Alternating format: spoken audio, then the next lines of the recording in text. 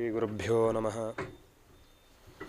ಯೋऽन्तಃ ಪ್ರವಿಶ್ಯ ಮಮ ವಾಚಮಿಮಾಂ ಪ್ರಸುಪ್ತಾಂ ಸಂಜೀವಯದ್ಯಖಿಲಶಕ್ತಿಧರಸ್ವಧಾಮ್ನಾ ಅನ್ಯಾಂಶ್ಚ ಹಸ್ತಚರಣಶ್ರವಣತ್ವಗಾದೀನ್ ಪ್ರಾಣಾನ್ ನಮೋ ಭಗವತೆ ಪುರುಷಾಯ ತುಭ್ಯಂ. ಜನ್ಮಾದ್ಯಸ್ಯ ಯತೋನ್ಮಯಾದಿತರತಶ್ಚಾರ್ಥೇಷ್ವಭಿಘ್ನಸ್ವರಾಟ್ ತೇನೇ ಬ್ರಹ್ಮಹೃದಾಯ ಆದಿಕವಯೇ ಮುಹ್ಯಂತಿ ಯಂ ಸೂರಯಃ. ತೇಜೋ ವಾರಿಮೃಧಾಂ ಯಥಾ ವಿನಿಮಯೋ ಯತ್ರ ತ್ರಿಸರ್ಗೋ ಮೃಷಾ ಧಾಮ್ನಾ ಸ್ವೇನ ಸದಾ ನಿರಸ್ತಕುಹಕಂ ಸತ್ಯಂ ಪರಂ ಧೀಮಹಿ. ಸೃಷ್ಟಿಸ್ಥಿತ್ಯಪ್ಯಯೇಹ ನಿಯತಿದೃಶಿತಮೋ ಬಂಧಮೋಕ್ಷಾಶ್ಚ ಯಸ್ಮಾತ್ ಅದ್ಯ ಶ್ರೀಃ ಪ್ರವೃತ್ತಿಸುರನರದ್ವೇಷಶತ್ವಾತ್ಮಕಸ್ಯ ವಿಷ್ಣೋರ್ವ್ಯಸ್ತಾಃ ಸಮಸ್ತಾಃ ಸಕಲಗುಣನಿಧಿಃ ಸರ್ವದೋಷವ್ಯಪೇತಃ ಪೂರ್ಣಾನಂದವ್ಯಯೋ ಯೋ ಗುರುರಪಿ ಪರಮಶ್ಚಿಂತಯೇತಂ ಮಹಾಂತಂ. ನಮಸ್ತೆ ಪ್ರಾಣೇಶ ಪ್ರಣತವಿಭವ ಯಾವನಿಮಗಾಃ ನಮಸ್ವಾಮಿನ್ ರಾಮಃ ಪ್ರಿಯತಮಃ ಹನುಮನ್ ಗುರುಗುಣ. ನಮಸ್ತುಭ್ಯಂ ಭೀಮಪ್ರಬಲತಮ ಕೃಷ್ಣೇಷ್ಟ ಭಗವನ್ ನಮಃ ಶ್ರೀಮನ್ ಮಧ್ವಪ್ರದಿಶ ಸುದರ್ಶನ್ನೋ ಜಯ ಜಯ.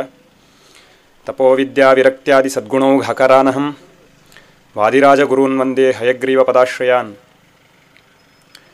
ಗುರುಶ್ರೀ ರಾಘವೇಂದ್ರಾರ್ಯ ತ್ವಾಮಹಂ ಶರಣಂ ಗತಃ ಜ್ಞಾನಂ ಭಕ್ತಿಂ ಚ ವೈರಾಗ್ಯಂ ದತ್ವಾ ತ್ವಂ ರಕ್ಷ ರಕ್ಷ ಮಾಂ.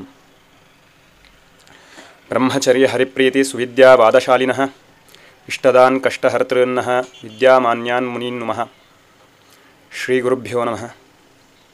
ಸಭೆಯಲ್ಲಿ ಆಸೀನರಾದಂತಹ ಗುರುಗಳ ಅಡಿದಾವರಿಗಳಿಗೆ ಭಕ್ತಿಪೂರ್ವಕ ನಮಸ್ಕಾರವನ್ನು ಸಲ್ಲಿಸುತ್ತಾ,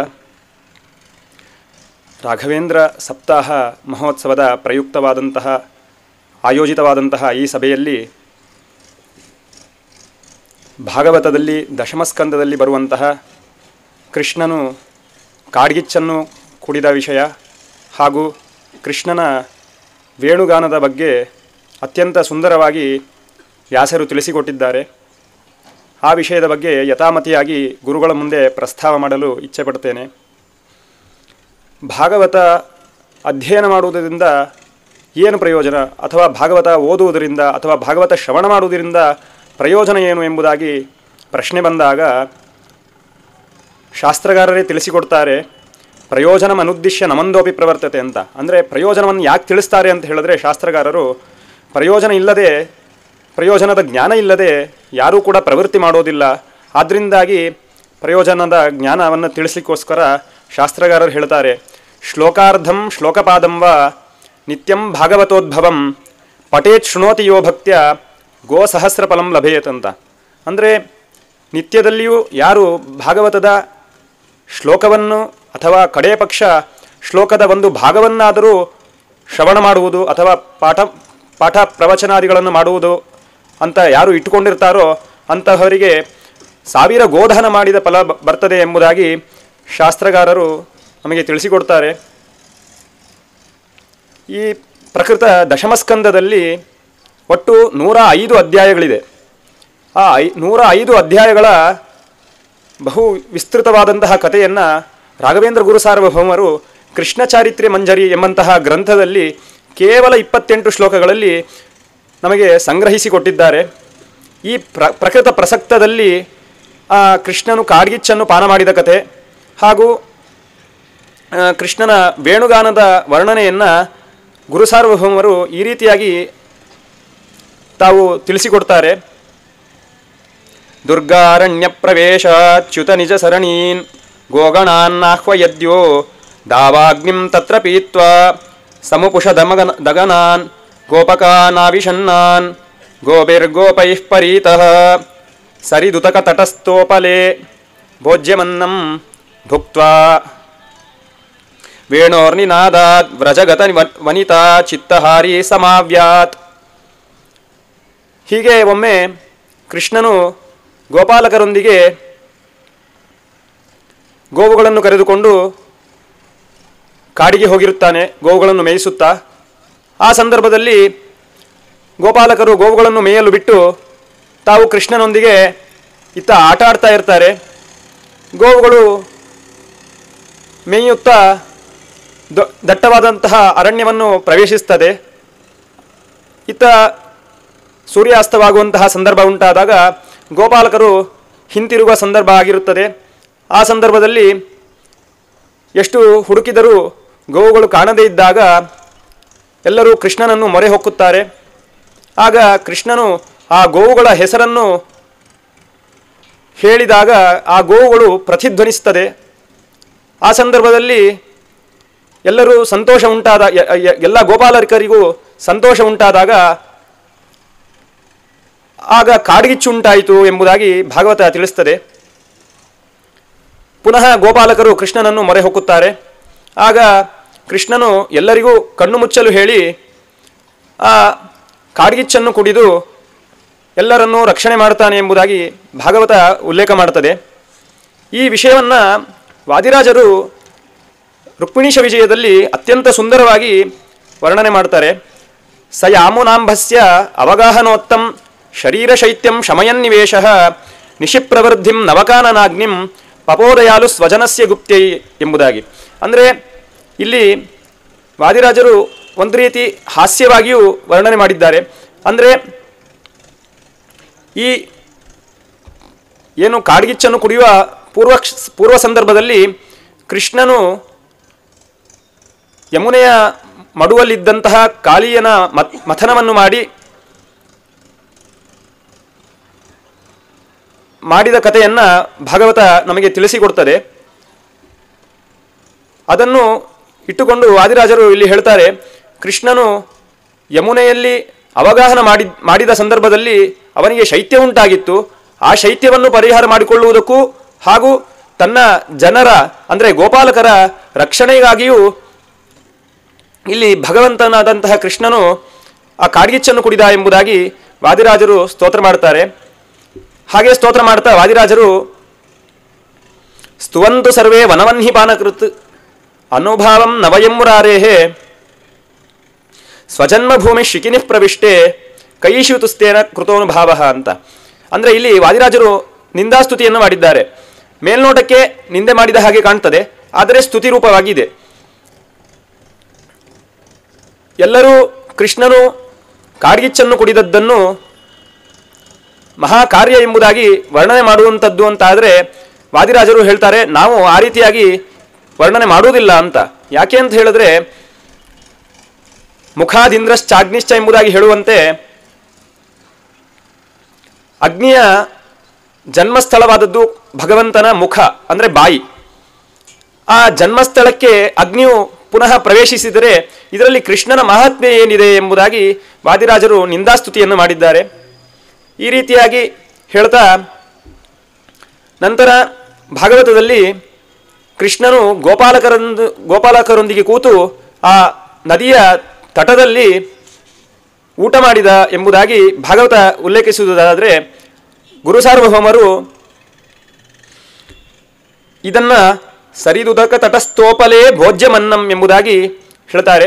ಅಲ್ಲಿ ಕೂತು ಕೃಷ್ಣ ಊಟ ಮಾಡಿದ ಎಂಬುದಾಗಿ ಹೇಳ್ತಾ ನಂತರ ಅವರು ಗೋಕುಲಕ್ಕೆ ಹಿಂತಿರುವಂತಹ ಸಂದರ್ಭದಲ್ಲಿ ಕೃಷ್ಣನ ವೇಣುಗಾನದ ವರ್ಣನೆಯನ್ನು ಮಾಡ್ತಾರೆ. ಕೃಷ್ಣನ ವೇಣುಗಾನದ ವರ್ಣನೆ ಯಾವ ರೀತಿ ವೇಣುಗಾನನ ಮಾಡಬೇಕಾದ್ರೆ ಆ ಚಿತ್ರಣ ಹೇಗಿತ್ತು ಎಂಬುದನ್ನು ವ್ಯಾಸರು ಅತ್ಯಂತ ಸುಂದರವಾಗಿ ನಮಗೆ ತಿಳಿಸಿಕೊಟ್ಟಿದ್ದಾರೆ. ಬರಹ ಪೀಡಂ ನಟವರವಪುಃ ಕರ್ಣಯೋ ಕರ್ಣಿಕಾರಂ ಬಿಭ್ರದ್ವಾಸ ಕನಕ ಕಪಿಶಂ ವೈಜಯಂತೀಂ ಚ ಮಾಲಾನ್ ರಂಧ್ರಾನ್ ವೇಣೋರಧರ ಸುದಯಾನ್ ಪೂರಯನ್ ಗೋಪವೃಂದೈಃ ವೃಂದಾರಣ್ಯಂ ಸ್ವಪದರಮಣಂ ಪ್ರಾವಿಶದ್ಗೀತ ಕೀರ್ತಿ ಎಂಬುದಾಗಿ. ಇಲ್ಲಿ ಕೃಷ್ಣನು ಪೀತಾಂಬರವನ್ನು ತೊಟ್ಟಿದ್ದ, ವೈಜಯಂತಿ ಮಾಲೆಯನ್ನು ಧರಿಸಿದ್ದ, ನವಿಲುಗರಿಯನ್ನು ಧರಿಸಿದ್ದ. ಹಾಗೆ ಕೃಷ್ಣನು ನಟನ ಭಂಗಿ ಅಂದರೆ ತ್ರಿಭಂಗಿ ಎಂಬುದಾಗಿ ಏನು ಹೇಳ್ತೇವೆ ಆ ರೀತಿಯಾಗಿ ನಿಂತು ವೇಣುಗಾನವನ್ನು ಮಾಡ್ತಾ ಇದ್ದ. ಈ ಕೃಷ್ಣನ ವೇಣುಗಾನವನ್ನು ಕೇಳಿ ದೇವತೆಗಳು ಕೃಷ್ಣನನ್ನು ಸ್ತುತಿಸಿದರು ಎಂಬುದಾಗಿ ಹೇಳ್ತಾ ಇಂತಹ ಕೃಷ್ಣನ ಪಾದದ ಗುರುತುಗಳಿಂದ ಆ ಗೋಕುಲವು ಅತ್ಯಂತ ಶ್ರೇಷ್ಠವಾಗಿತ್ತು ಎಂಬುದಾಗಿ ವ್ಯಾಸರು ಹೇಳ್ತಾರೆ. ಈ ಕೃಷ್ಣನ ವೇಣುನಾದವನ್ನು ಕೇಳಿ ಗೋಕುಲದಲ್ಲಿ ಪರಿಸ್ಥಿತಿ ಹೇಗಿತ್ತು ಎಂಬುದಾಗಿ ನಮಗೆ ವ್ಯಾಸರು ಚಿತ್ರಿಸಿಕೊಡ್ತಾರೆ. ಯಾವಾಗಲೂ ರಭಸವಾಗಿ ಹರಿಯುತ್ತಿದ್ದಂತಹ ಯಮುನೆಯು ನಿಧಾನವಾಗಿ ಹರಿಯಲು ಪ್ರಾರಂಭಿಸಿದ್ದಳು. ಯಾವಾಗಲೂ ಚಾಂಚಲ್ಯದಿಂದಂತಹ ಕೂಡಿದಂತಹ ಜಿಂಕೆಗಳು ಕೃಷ್ಣನ ಬಳಿ ಬಂದು ಸ್ತಬ್ಧವಾಗಿ ನಿಂತಿತ್ತು ಎಂಬುದಾಗಿ ಹೇಳ್ತಾರೆ. ಹಾಗೆ ಯಾವಾಗಲೂ ಕಲರವ ಶಬ್ದಗಳನ್ನು ಮಾಡುತ್ತಿರುವಂತಹ ಹಕ್ಕಿಗಳು ಮುನಿಗಳ ಹಾಗೆ ಮೌನವಾಗಿತ್ತು ಎಂಬುದಾಗಿ ಹೇಳ್ತಾರೆ. ಹಸುಗಳು ಕೃಷ್ಣನ ಬಳಿ ಬಂದು ಗೋವುಗಳಿಗೆ ಕರುಗಳಿಗೆ ಹಾಲು ಕೊಡುವುದನ್ನು ಬಿಟ್ಟು ಕೃಷ್ಣನ ಬಳಿ ಬಂದು ನಿಂತಿದ್ದವು ಎಂಬುದಾಗಿ ಹೇಳ್ತಾರೆ. ಹಾಗೆಯೇ ಗೋಪಿಕಾ ಸ್ತ್ರೀಯರು ನಾನಾ ಕೆಲಸದಲ್ಲಿದ್ದಾಗ ಕೃಷ್ಣನ ವೇಣುಗಾನದ ಸ್ವರವನ್ನು ಕೇಳಿ ಕೃಷ್ಣನ ಬಳಿ ಓಡಿ ಬಂದು ಕೃಷ್ಣನನ್ನು ಕಂಡು ಮನ್ಮಥನ ಪಾಶಕ್ಕೆ ಒಳಗಾದರು ಎಂಬುದಾಗಿ ಭಾಗವತ ತಿಳಿಸುವುದು ಅಂತಾದರೆ, ಇದನ್ನು ಅತ್ಯಂತ ಸುಂದರವಾಗಿ ಕನ್ನಡದಲ್ಲಿ ಪ್ರಸನ್ನ ವೆಂಕಟದಾಸರು ರಂಗ ಕೊಳಲನೂದಲಾಗಿ ರಂಗಯ್ಯ ಕೊಳಲನೂದಲು ಎಂಬುದಾಗಿ ಅತ್ಯಂತ ರಮಣೀಯವಾಗಿ ಪ್ರಸನ್ನ ವೆಂಕಟದಾಸರು ತಿಳಿಸಿಕೊಟ್ಟಿದ್ದಾರೆ.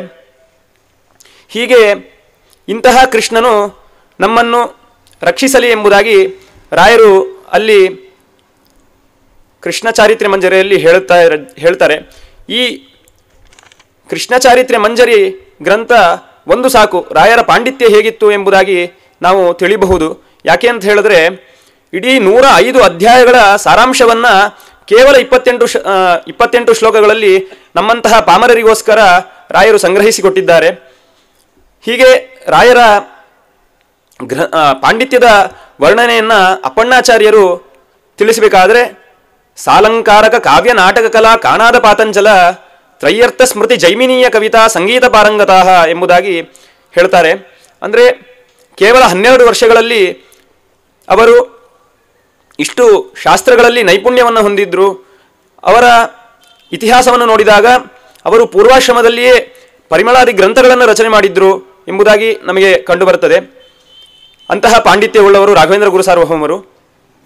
ಇನ್ನು ಅವರ ಕಾರುಣ್ಯವನ್ನು ನೋಡುವಂಥದ್ದು ಅಂತಾದರೆ ಅಪ್ಪಣ್ಣಾಚಾರ್ಯರೇ ತಿಳಿಸಿಕೊಡುವ ಹಾಗೆ ಓಂ ಶ್ರೀ ರಾಘವೇಂದ್ರಾರ್ಯ ಇತ್ಯಷ್ಟಾಕ್ಷರ ಮಂತ್ರತಃ ಜಪಿತಾತ್ ಭಾವಿತಾನ್ ನಿತ್ಯಂ ಇಷ್ಟಾರ್ಥ ಸ್ಯುರ್ನ ಸಂಶಯ ಅಂತ.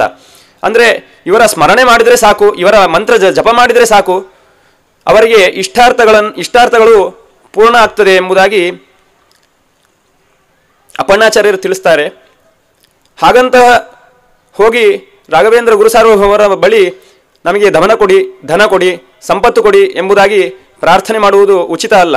ನಾನು ಮಂತ್ರಾಲಯಕ್ಕೆ ಹೋದಾಗ ಅಲ್ಲಿ ಒಂದು ಫಲಕವನ್ನು ಹಾಕಿದ್ದಾರೆ. ರಾಯರ ದರ್ಶನಕ್ಕೆ ಹೋಗುವ ಸಂದರ್ಭದಲ್ಲಿ ಈ ಫಲಕವನ್ನು ಹಾಕಿದ್ದಾರೆ. ಅತ್ಯಂತ ಅರ್ಥಗರ್ಭಿತವಾದಂತಹ ಮಾತನ್ನು ಹಾಕಿದ್ದಾರೆ.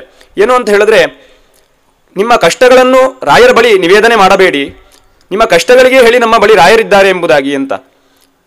ಆದ್ದರಿಂದ ರಾಯರಲ್ಲಿ ಬೇಡಬೇಕು ಅಂತ ಏನಾದರೂ ಇದ್ದರೆ ಅದು ಜ್ಞಾನಭಕ್ತಿ ವೈರಾಗ್ಯಗಳನ್ನು ಮಾತ್ರ ಬೇಡಬೇಕು ಎಂಬುದಾಗಿ ನಮಗೆ ತಿಳಿದು ಬರ್ತದೆ. ಅದು ಹೇಗೆ ತಿಳಿತದೆ ಅಂತ ಹೇಳಿದ್ರೆ,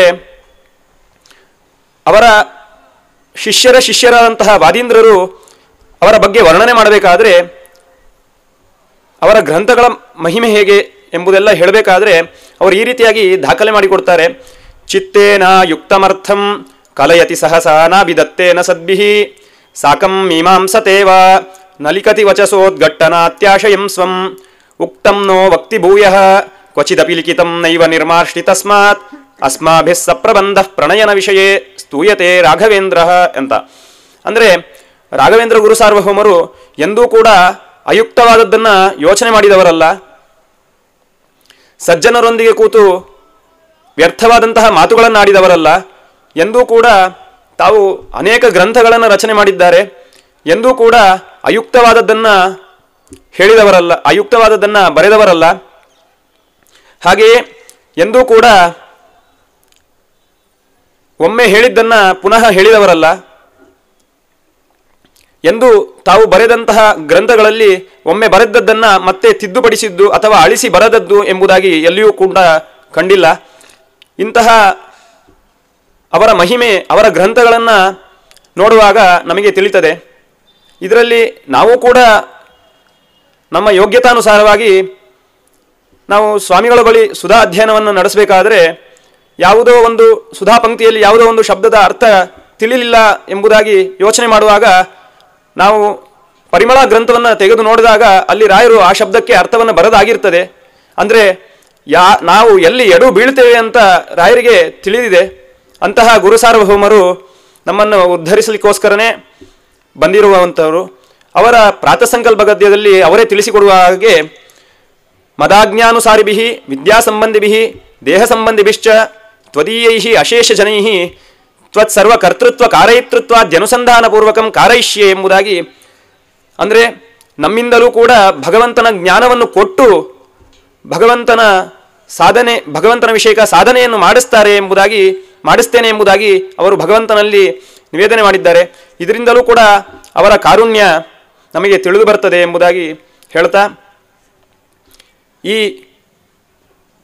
ರಾಘವೇಂದ್ರ ಸಪ್ತಾಹ ಮಹೋತ್ಸವದಲ್ಲಿ ನನಗೂ 2 ತೊದಲು ನುಡಿಗಳಿಗೆ ಅವಕಾಶ ಮಾಡಿಕೊಟ್ಟಂತಹ ಸಪ್ತಾಹ ಮಹೋತ್ಸವದ ಸಮಿತಿಗೆ ಅತ್ಯಂತ ಸಾಷ್ಟಾಂಗಪೂರ್ವಕವಾಗಿ ನಮಸ್ಕಾರಗಳನ್ನು ಮಾಡ್ತಾ, ನನ್ನ ಮಾತುಗಳಲ್ಲಿ ಯಾವುದೇ ದೋಷಗಳಿದ್ದರೂ ಅದೆಲ್ಲ ನನ್ನದೇ, ಗುಣಗಳಿದ್ದರೆ ಅದೆಲ್ಲವೂ ಕೂಡ ಗುರುಗಳ ಅನುಗ್ರಹದಿಂದಲೇ ಎಂಬುದಾಗಿ ಹೇಳ್ತಾ, ನನ್ನ ಮಾತುಗಳನ್ನು ಗುರುಗಳ ಅಂತರ್ಯಾಮಿಯಾದಂತಹ ಮಧ್ವಾಂತರ್ಗತ ರಾಮಚಂದ್ರ ರೂಪಿ ಪರಮಾತ್ಮನಲ್ಲಿ ಸಮರ್ಪಣೆ ಮಾಡ್ತಾ ಶ್ರೀಕೃಷ್ಣಾರ್ಪಣಮಸ್ತು. ಹರಯೇ ನಮಃ.